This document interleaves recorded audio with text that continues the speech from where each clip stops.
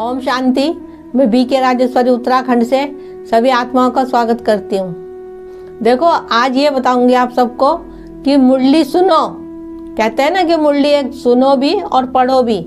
जब भी कभी मुरली सुनो, सुनने के साथ साथ उसको अपने अंतर मन में उतारो, क्योंकि जब तक हम उसको मुरली को अपने अंतर मन में नहीं उतारेंगे, जब तक हमें धारणाएं नहीं होगी, जब तक हमें ज्ञान समझ में नहीं आने का।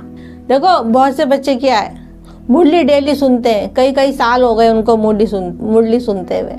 बस यही है कि सुनते हैं। चाहे मुरली दिन के, अभी आपने सुना होगा कि चाहे मुरली चाहे कितनी दफे सुन लो दिन भर में।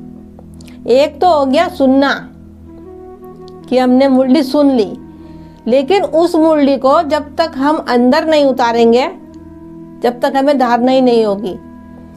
अब कहते भी है कि पूरी मुरली सुन के याद नहीं रहता कुछ भी, लेकिन बाबा कहता है एक भी पॉइंट याद हो जाए ना रोज का, तो हमारा जीवन सफल हो जाएगा।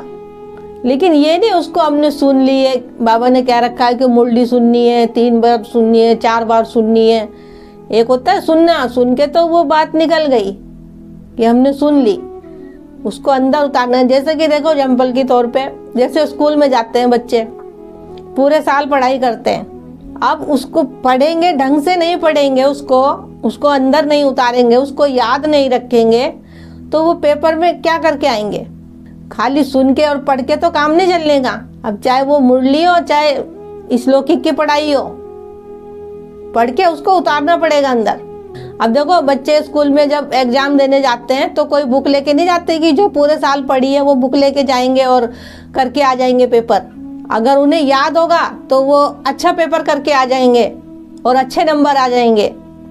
लेकिन बस पढ़ा ही पढ़ा है, अंदर नहीं याद उतारा, तो पेपर नहीं कर पाएंगे वो। ऐसी हमारी मुरली है कि बाबा की सुनो और पढ़ो, उसको अंतर मन में उतारो। क्योंकि अभी तो मुरली आ रही है, एक टाइम ऐसा आएगा, बाबा ने कहा कि मुरली भी नहीं आएगी। तो जो हमारे अंदर भरा है, जो हमारे अंदर ज्ञान समाया हुआ है, वही तो निकलेगा।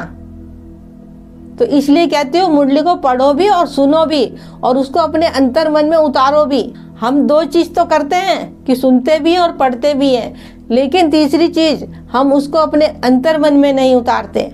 और जब तक हम ऐसा नहीं करेंगे, तो फिर जब तक तो हम मुरली पढ़ रहे हैं या सुन रहे हैं, लेकिन उसको अपने अंतर मन में उतारो। नहीं, ये बाबा की पढ़ाई है, ये बाबा के महावाक्य हैं, उसको अंदर उतारो। देखो, बहुत से बच्चे नए भी है, मुरली नहीं समझ में आती, लेकिन ये नहीं कि समझ में नहीं आ रही तो हम नहीं सुनते मुरली। देखो, आप डेली मुरली सुनो तो वो धीरे धीरे आपको समझ में आएगी। कोई इतनी बड़ी बात नहीं है, 4 पेज की मुरली होती है। अगर आपको 1 शब्द 2 शब्द भी याद हो गए और डेली आपने मुरली सुनी और उसको आपने अपने अंतर मन में उतारा, मतलब दिल से सुनी बातें, उसकी याद रही कि नहीं परमात्मा ने आज मुरली में क्या कहा, उसको याद रखो, उस बातों को अपने जीवन में उतारो कि बाबा ने आज क्या कहा। धीरे धीरे आपको प्रैक्टिस भी होने लगेगी और बाबा से प्यार भी होने लगेगा और मुरली भी समझ में आने लगेगी। बहुत से बच्चे तो 4 पेज की मुरली सुन के घबरा जाते हैं। जब आप रोज मुरली सुनोगे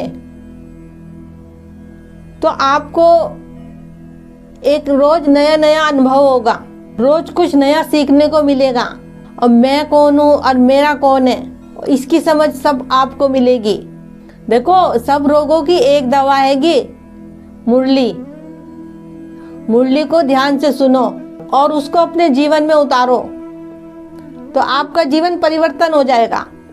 क्योंकि जब हम पे कोई समस्या आएगी तो हमें वो मुरली के पॉइंट याद होंगे, लेकिन वो अंतर मन में समाये होंगे ना हमारे, तो स्वतः ही ऑटोमेटिक जब कोई परिस्थिति आई तो वो पॉइंट एकदम आपकी बुद्धि में आ जाएंगे कि नहीं, बाबा ने ऐसा कहा है मुरली में। तो सुबह सुबह मुरली सुन लिया करो और शाम को मुरली सुना करो। दिन में आपको समय मिलता है, दिन में भी सुन लो। तो जितनी हम मुरली सुनेंगे उतनी हमें धारणाएं पक्की होती रहेंगी और हमारे अंतर मन में वो ज्ञान समाता रहेगा। मेरा आज इस वीडियो को बनाने का यही उद्देश्य है कि मुरली चाहे सुनो आप, चाहे पढ़ो, लेकिन उसको अपने अंतर मन में समाते रहो। बाबा के कोई ना कोई महावाक्य अपने मन के अंदर लाते रहो, अपने जीवन में उतारते रहो। तो एक दिन एक दिन आपका जीवन बदल जाएगा, आप धारणा मूर्त बन जाओगे। तो ठीक है, चलती हूँ फिर, कल फिर मिलूंगी कोई नए टॉपिक के साथ। जब तक के लिए ओम शांति, ओम शांति।